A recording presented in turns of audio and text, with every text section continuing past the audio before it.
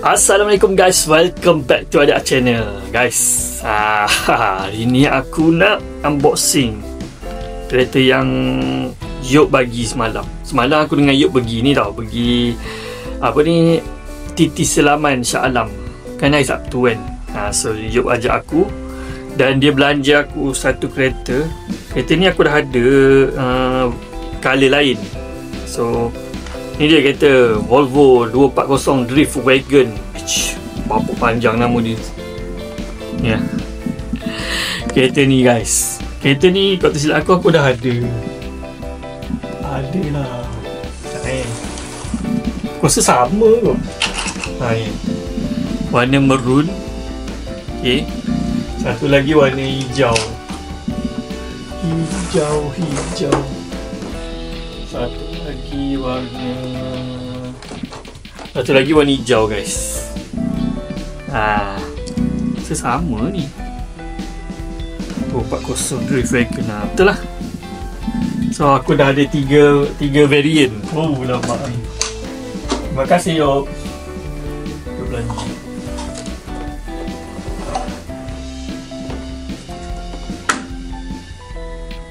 Okay. So jom kita nak unboxing kereta ni guys. Alright. Okay guys, so jom kita buka kereta Volvo 240 Drift Wagon. Alright. So ini Yop bagi semalam ni. Oh best ni. Okay, jom kita buka. Bismillah.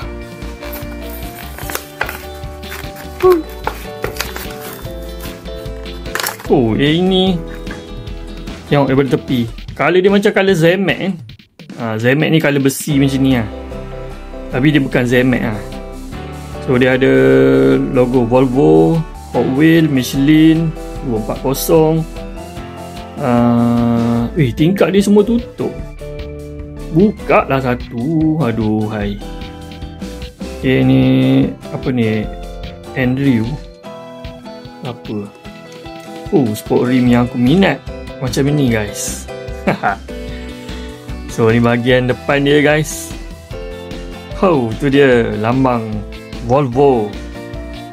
Dia punya hood macam ni. Boleh nampak belah dalam dia. Steering belah kanan guys. Steering dia belah kanan. Dia punya sunroof tu, ada sunroof tu. Dahsyat. Okay, ni belakang dia, spoiler dia. Panjang macam ni spoiler dia. Memang cantik lah kereta ni. Kereta ni daripada Swedish. Dia punya nombor plate Volvo 240. Detail lah, belakang dia detail. Tingkap belakang tak ada Tingkap belakang dia tak ada guys. So masuk belah belakang lah. Okay. So kita tengok kereta ni casting 2022 guys. Alamak ni. Ini nampaklah detail sikit kan. Ada bawah dia ni. Okay, jom kita pergi letak dekat rak Hot Wheels. Okay guys, aku rasa aku nak ganti kereta James Bond kan, Aston Martin ni. Kita letak dulu sini. Kita letak di sini Volvo. Sebabnya kawan-kawan dia semua ada dekat dalam rak ni. Ni satu. Ni lagi satu. Okay. So itu je video kita untuk kali ni. Kita jumpa lagi next video. Jangan lupa untuk klik butang subscribe. Assalamualaikum. Bye.